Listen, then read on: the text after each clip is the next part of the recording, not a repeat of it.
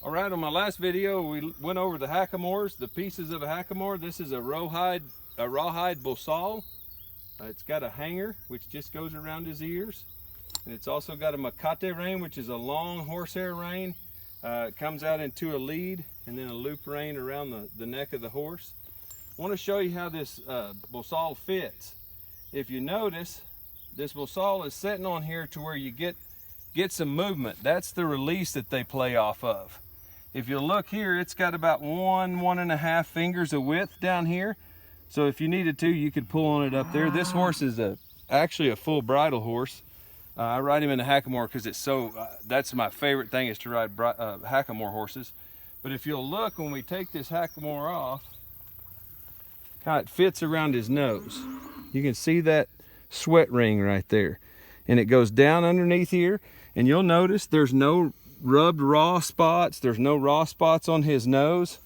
This hackamore is rawhide, but it's kept soft from, we use rawhide cream, but it's also really soft rawhide.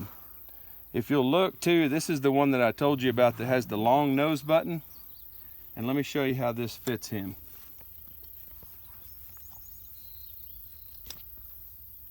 Some horses like a hackamore that the nose button's a little shorter and fits up here to where it gives more of a release down here. But this horse is such a finished horse that all I have to do is I move that hackamore about that much and he responds to it. So it just moves a little on top of his nose and then gives him a little release down here. Pretty cool rig, you know, fairly inexpensive rig. I don't know, $350, something like that. Works great on this horse. I have another bridle horse that I ride this hackamore in, and just very enjoyable riding a horse in a hackamore when they'll do everything you want them to in a hackamore.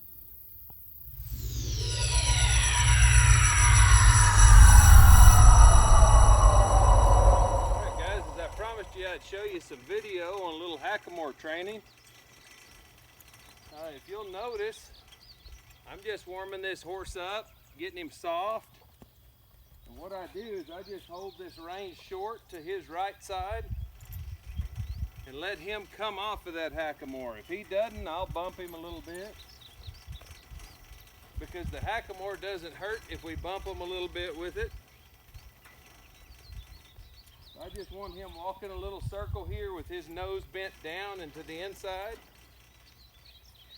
Then I'll pick up on the outside rein and ask him to do a little bit of a turnaround, which he does. And then we'll walk out and we'll go the other direction.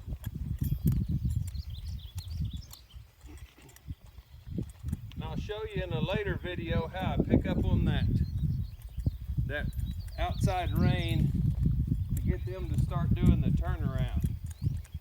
Here we're just walking, keeping him moving forward with his nose bent to the inside.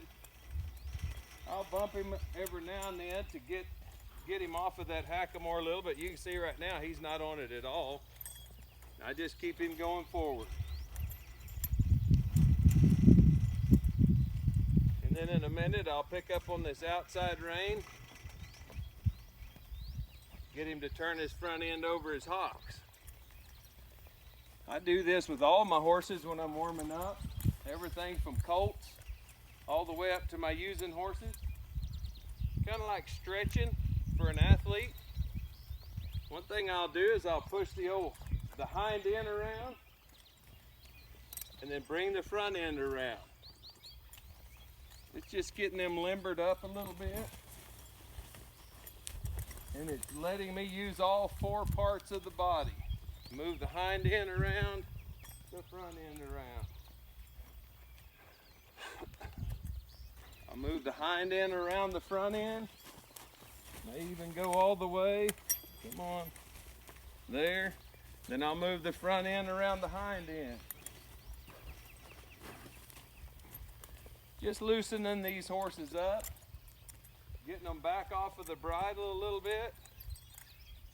If you can see here with this hackamore, when I ask him to give to me, and he gives his chin down like that, I'll let him go, and that hackamore releases.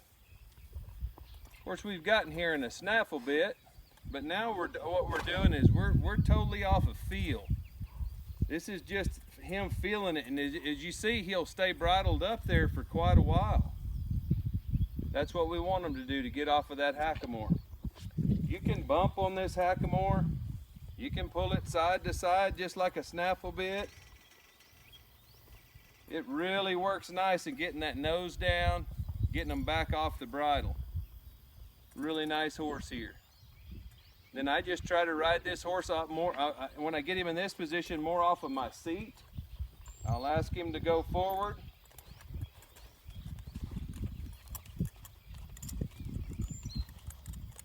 Now I'll ask him to stop. And he gets off of the hackamore. Just a really good tool to have in your arsenal as a horseman. Well guys, I wanted to thank you for joining us again, looking at a little more hackamore training. Promised that I'd get a little further in that with you, show you kind of how the hackamore sits on a horse, and show you a little bit about how I warm up my horses. As I was thinking about something I wanted to really share with you guys. I have a wonderful wife who is a fantastic cook. If you can't tell by looking at me, my mom was a fantastic cook. Both of my grandmothers were fantastic cooks, and you know that goes right along with our Western lifestyle, our Western way of life. And I just wanted to feature a little bit of that. This first picture I have is a meal that we had this last week.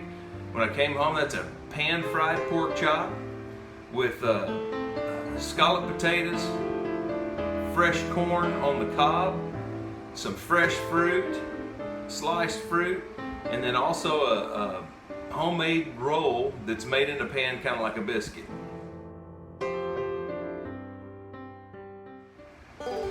The next thing you see there is a homemade peach cobbler. My boss and I picked some peaches off a little peach tree that we have here, which is completely covered after all the good rain we've had this spring. Our little tree was completely covered in peaches, and I took those home. My wife took fresh peaches, cut them up, and made just a fantastic homemade peach cobbler.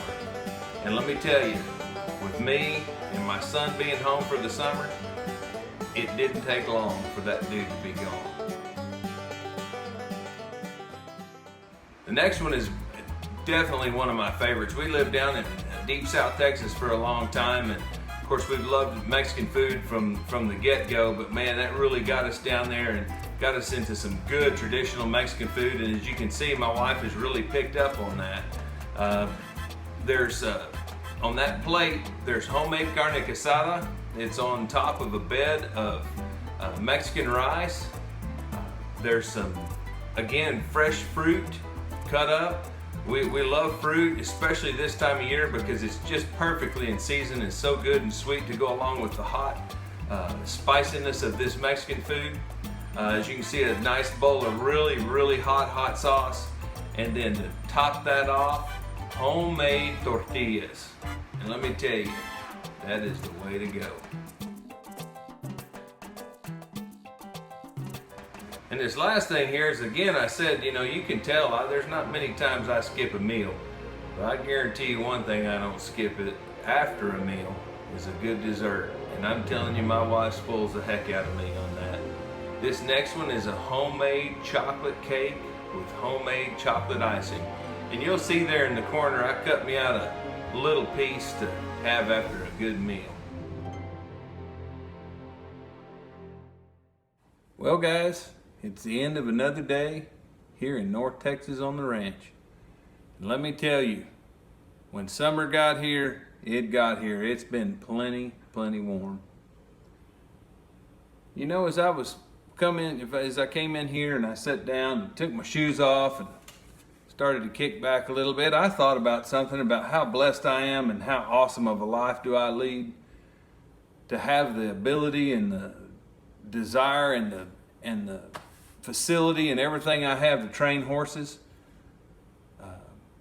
the chance to cowboy, the chance to grow great beef cattle, the chance to experience all this with my family right here on the ranch. Man, I cannot tell you how blessed I am. And you know, there's nothing that thrills me any more than riding a Hackamore horse. Making a Hackamore horse is the funnest thing I can imagine.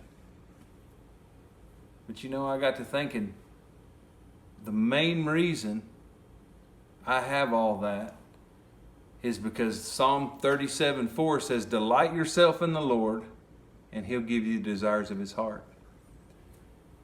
You know, delight means to be greatly pleased. So if I'm greatly pleased at what the Lord has offered me and does for me and asks me to do, He's going to give me the desires of my heart. You know, when you jump off in head first, all the way in, get everything wet, I'm telling you, it's the greatest thing you can imagine. You dive off in head first to the Lord, and He's going to give you the desires of your heart. And you know, some of those desires do have to do with that food. And I tell you, a great blessing that I got to go along with that food is that meal of carne asada. My mom got to sit right here at this table with us and eat that. That was a true blessing. Enjoyed having you here, Mom. I tell you, it just doesn't get any better than that old chocolate cake. But I do want to clear up a couple of things before we go. Yes, that was a pork chop. No, it wasn't beef. But you know what I think about that is those boys in the pork industry and the fish industry and the chicken industry and the crop industry and the fruit industry, all those guys work just as hard at their jobs, feeding the world as we do raising beef cattle. And you know what? I'm going to salute those boys by having me a good pan-fried pork chop. I'm going to eat me a piece of fish. I'm going to eat me a little chicken. I'm going to eat me a lot of fruit and vegetables and rice just to tell those boys thanks. I bet you one thing. I bet you no chicken farmer eats him a good steak every now and then too. And another thing to clear up is I'm not trying to tell you everything there is to know about horsemanship. I don't know all the answers, and man, believe me, I fumble and bumble and stumble daily. But I'm just trying to help you out and show you some of the things that work for us.